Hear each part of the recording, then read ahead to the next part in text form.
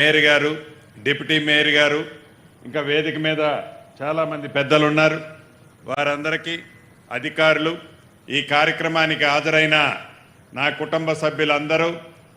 పాత్రికేయ మిత్రులందరికీ మనస్ఫూర్తిగా హృదయపూర్వక నమస్కారాలు. మార్పు కావాలని, అది ఇందిరమ్మ రాజ్యంతోనే సాధ్యమని రాష్ట్ర ప్రజలందరూ తెలంగాణ రాష్ట్రంలో ఇందిరమ్మ రాజ్యాన్ని తెచ్చుకొని దానికి సారథిగా ఈనాడు మన గౌరవ ముఖ్యమంత్రి రేవంత్ రెడ్డి గారి నాయకత్వంలో అభివృద్ధి, సంక్షేమం రెండు రంగాలని రెండు కళ్ళల వడివడిగా ఉరుకులు పెట్టేస్తున్న మాట వాస్తవం. ఎన్నికల టైంలో అనేక వేదికల మీద ప్రజల కష్టాలు అన్ని రకాలుగా ఇందిరమ్మ రాజ్యం వచ్చిన తర్వాత తీరుస్తామని ఇచ్చిన హామీల్లో భాగంగా ఏదైతే రేషన్కి కానీ, హెల్త్కి కానీ, ఇతరత్ర మీ కుటుంబాల గుర్తింపు కోసం మీ కుటుంబాలకు సంబంధించిన ఒక identity card, ID card, smart కార్డుని ఇవ్వాలని గౌరవ ముఖ్యమంత్రి రేవంత్ రెడ్డి గారి నాయకత్వంలోని ఈ ప్రభుత్వం నిర్ణయించి, ఏదో ఆషామాషిగా ముగ్గురో నలుగురో ఒక 4 గోడల మధ్య కూర్చొని నిర్ణయాలు తీసుకోకుండా రాష్ట్రంలో ఉండే ముఖ్య అధికారుల్ని ఈ దేశంలో 5 రాష్ట్రాలకు పంపించి ఆ రాష్ట్రాల్లో ఏ రకంగా ఈ కుటుంబ సర్వే చేసి ఆ కుటుంబ కార్డులు ఇస్తున్నారో, ఆ కార్డులు ఏ రకంగా దేనికి వాడుతున్నారో, చివరికి ఆరోగ్యానికి కూడా మీ హెల్త్కు సంబంధించింది కూడా అదే కార్డులో వచ్చే విధంగా ఉంటే బాగుంటుంది అని తలంచి ఒక పైలట్ ప్రాజెక్టుగా, అంటే గౌరవ నేను అన్నాను ఆ రోజు సమావేశంలో, ఎందుకు ఒకేసారి మొత్తం పెడదామని ముఖ్యమంత్రి గారిని అడిగితే, అలా కాదు మంత్రి గారు, మనం పైలట్ ప్రాజెక్టు చేపట్టి దీంట్లో ఏమైనా సూచనలు, సలహాలు సామాన్య ప్రజలు ఇస్తే అవసరమైతే వాటిని కూడా చేర్చి ఈ రాబోయే కొద్ది రోజుల్లోనే తప్పకుండా ప్రతి కుటుంబానికి ఒక స్మార్ట్ కార్డుతో పాటు ఆ కుటుంబానికి ఒక ఈ రాష్ట్రానికి సంబంధించిన ఒక నెంబరు, అదే రకంగా వ్యక్తిగతంగా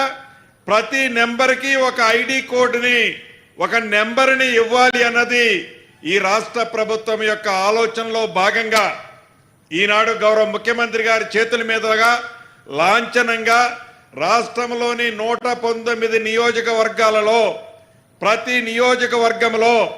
2 పాయింట్ల చొప్పున ఒక గ్రామ పంచాయతీ, ఒక కార్పొరేషన్ అయితే ఒక డివిజన్లో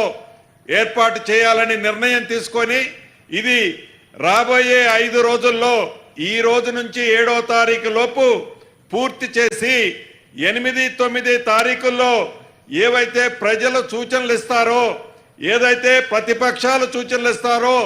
ఏదైతే మేధావులు సూచనలు ఇస్తారో తప్పకుండా దాంట్లో మంచుంటే సేకరించి ఈ కార్డులన్నిటినీ యుద్ధ ప్రాతిపదిక మీద ప్రతి కుటుంబానికి ఇవ్వాలన్నదే ఈ ప్రభుత్వం యొక్క లక్ష్యం. గౌరవ ముఖ్యమంత్రి రేవంత్ రెడ్డి గారి ఆలోచనని ఈ వేదిక ద్వారా మీకు తెలియజేస్తున్నాం. అంతేకాదు, ఏదైతే ఆనాడు మేము డబుల్ బెడ్రూమ్ ఇస్తామని ఆర్భాటంగా చెప్పి సుమారు 1,33,000 ఇళ్లకు టెండర్లు పిలిచి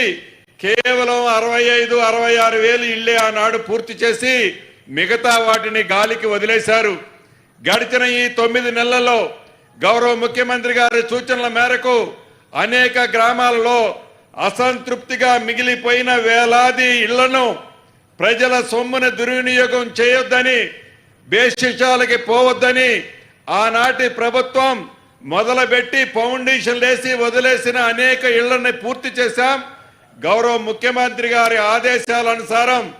ఈ దసరా లోపే ఏవైతే ఇళ్ళు పూర్తయ్యాయో, పూర్తయిన ప్రతి ఇళ్ళని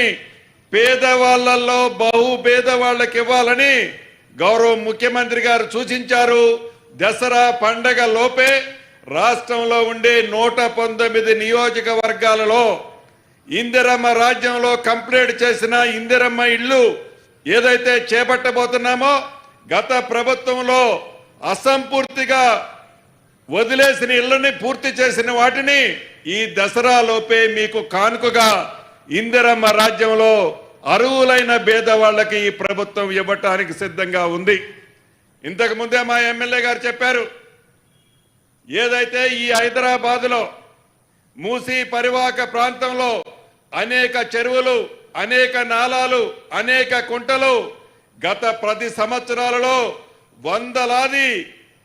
బడాబాబులు కబ్జా చేశారన్నమాట నిజం. దాని ఫలితంగా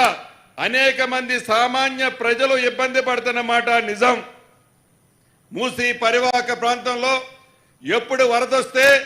వాళ్ళు ప్రాణాన్ని అరిచేతిలో పెట్టుకొని ఏ అర్ధరాత్రి ఇల్లు ఖాళీ చేయాలనో భయభ్రాంతుల్లో సామాన్య ప్రజలు నివసిస్తున్నమాట నిజం. ఈనాడు రాజకీయాల కోసం,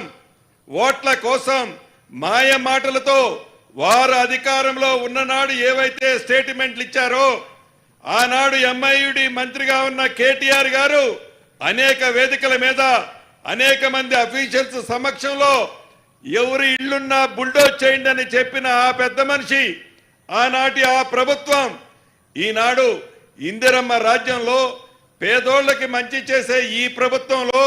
గౌరవ ముఖ్యమంత్రి రేవంత్ రెడ్డి గారి సారథ్యంలో ఈ మూసీని ప్రక్షాళన చేసి మంచి జీవితాన్ని పేదవాడికి అందించాలని తపనతో ఒక మంచి కార్యక్రమాన్ని చేస్తుంటే, కేవలం రాజకీయ లబ్ధి కోసం, వారి స్వార్థం కోసం, వాళ్ళ తొత్తుల స్వార్థం కోసం ఈనాటి ప్రతిపక్షం వారు అధికారంలో ఉన్ననాడు ఏమి చేశారో వాళ్ళు మర్చిపోయారు. దాన్ని మాకు అంటగడుతూ ఈ ప్రభుత్వాన్ని మీద గుడ్డ కాల్చి మేదేసి ఈ ప్రభుత్వాన్ని బదనాం చేయాలని చూస్తున్నారు. ఇది నిజం కాదు. మీరు 10 సంవత్సరాలు పరిపాలించినాడు. ఈ మూసీ పరివాహక ప్రాంతంలో, ఈ మూసీ రివర్ బెడ్ మధ్యలో వేలాది మంది పేదవాళ్లు ఆ మురికి కుంపట్లో నివసి